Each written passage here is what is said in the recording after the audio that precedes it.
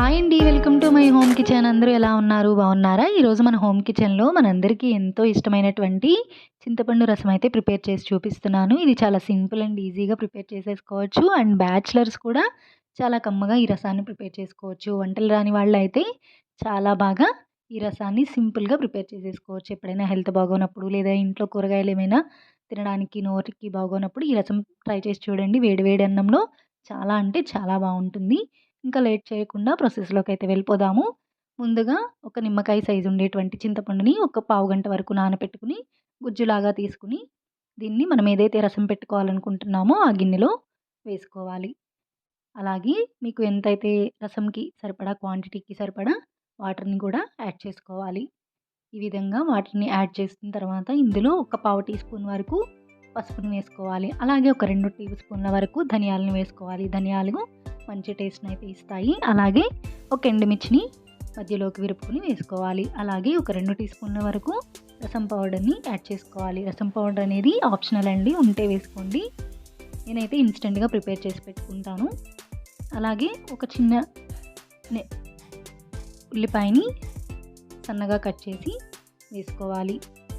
And అలాగే ఇందులో పులుపుని balance చేయడం కోసం ఒక చిన్న బెల్లం ముక్కను కూడా వేసుకోవాలి. అలాగే రుచికి తగినంత ఉప్పును కూడా వేసుకుని మరొకసారి కలుపుకోవాలి. అలాగే టేస్ట్ కోసం ఒక పావు టీ స్పూన్ వరకు కారాన్ని వేసుకుని ఈ మొత్తం రసాన్ని ఒకసారి కలుపుకోవాలి. కలుపుకున్న తర్వాత స్టవ్ వెలిగించుకుని స్టవ్‌ని మీడియం ఫ్లేమ్‌లో పెట్టుకుని మూత పెట్టి ఒక 5 మినిట్స్ వరకు మూత పెట్టుకుని పొంగిపోకుండా పైన లేయర్‌గా ఉండేటువంటి పొంగిపోకుండా జాగ్రత్తగా చూసుకుంటూ ఉండాలి మధ్య మధ్యలో. తర్వాత 5 మినిట్స్ తర్వాత మూత ఓపెన్ చూపిస్తే చారైతే మరగడం స్టార్ట్ అయ్యాయి. ఈ పైన ఉండేటువంటి లేయర్ పొంగిపోకుండా చూసుకోవాలండి. ఎందుకంటే ఇందులోనే టేస్ట్ అనేది ఉంటుంది. ఎందుకంటే నేను రసం పౌడర్ యాడ్ చేశాను కదా! ఇదంతా బయటికి వచ్చేస్తే చారుకి అంత కమ్మనైన టేస్ట్ అయితే ఉండదు. ఈ విధంగా 4, 5 కరివేపాకులు అండ్ అలాగే జీలకర్ర కూడా వేశానండి. ఆ స్కిప్ అయితే మిస్ అయింది. చారుని ఇలా బాగా మరిగించుకోవాలి. మీకు వీడియోలో చూస్తుంటే అర్థమవుతుంది కదా! చారు కొద్దిగా నేను నిండా వాటర్ పోసాను. ఒక లేయర్ వరకు అయితే తగ్గి మొత్తం 15 నిమిషాల వరకు నేను చారును మరిగించుకున్నాను. చారు అయితే రెడీ అయిపోయాయి. ఫైనల్‌గా తాలింపు చేసేసుకుందాం. దీనికోసం స్టవ్ వెలిగించుకుని ఒక చిన్నపాటి ప్యాన్ పెట్టుకుని ఇందులో ఒక టేబుల్ స్పూన్ వరకు ఆయిల్ అండ్ అలాగే ఒక పావు టీ స్పూన్ నెయ్యి వేస్తే చారు మరింత టేస్ట్ ఉంటుందండి. ఇది కొంచెం హీట్ అయిన తర్వాత ఒక పావు టీ స్పూన్ వరకు ఆవాలు, అలాగే ఒక పావు టీ స్పూన్ వరకు జీలకర్ర.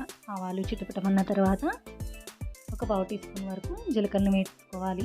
అలాగే పచ్చిశనగపప్పు, సాయిపప్పును కూడా వేసుకుని త్వరగా ఫ్రై చేసుకోవాలి. తర్వాత ఇందులోనే ఒక 2 రెమ్మల వరకు కరివేపాకు అండ్ అలాగే కట్ చేసి పెట్టుకున్నటువంటి 2 ఎండుమిర్చిని కూడా వేసుకుని కొంచెం ఫ్రై అయిన తర్వాత మనం రసంలో వేసుకుంటే తాలింపు మంచి టేస్టీ కమ్మనైన చింతపండు రసం అయితే రెడీ అయిపోయి. మనం ఎక్కువగా టొమాటో రసం చేసుకుంటూ ఉంటాం కదా! చింతపండుతో చేస్తే అంత టేస్ట్ ఉండదు అండ్ అలాగే పులుపు ఎక్కువగా ఉంటుందేమో అని ఇలా ఒకసారి ట్రై చేసి చూడండి. చాలా అంటే చాలా బాగుంటుంది. ఏదైనా ఫ్రై కర్రీస్‌లోకి సైడ్ డిష్ లాగా చాలా అంటే చాలా బాగుంటుందండి. కమ్మనైన ఎప్పుడైనా నోటికేమైనా తినాలి అనిపించినప్పుడు ఇలా రసం ప్రిపేర్ చేసేసుకుని పెట్టేసుకోవచ్చు. లేదంటే ఇంట్లో వెజిటబుల్స్ ఏమీ లేనప్పుడు లేదైనా హెల్త్ బాగోనప్పుడు ఇందులో మనం ఏమీ ఎక్కువ స్పైసెస్‌గా ఉండేటువంటి ఏమీ వేయలేదండి.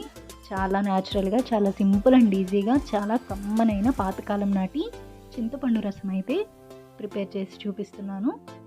మీరు ఒకసారి ఈ విధంగా ట్రై చేసి చూడండి. మీకు కూడా డెఫినెట్‌గా నచ్చుతుంది. అందులో మనం నేతితో పోపు పెట్టుకున్నాం కాబట్టి టేస్ట్ అయితే చాలా బాగుంటుంది. మీరు ఒకసారి ట్రై చేసి చూడండి. మళ్ళీ ప్రిపేర్ చేసుకొని తినాలి అనిపిస్తుంది. ఫైనల్‌గా రసం అయితే రెడీ అయిపోయాయి. వేడి అన్నంలో వేసుకుని తింటే చాలా అంటే చాలా బాగుంటుందండి. ఒకసారి ఈ విధంగా ట్రై చేసి చూడండి. మీకు ఈ వీడియో యూస్ఫుల్ అవుతుంది అనుకుంటున్నాను. ఈ వీడియో కనుక మీకు నచ్చినట్లయితే ఒక లైక్ చేయండి, షేర్ చేయండి, సబ్స్క్రైబ్ చేసుకోండి. Thank you for watching.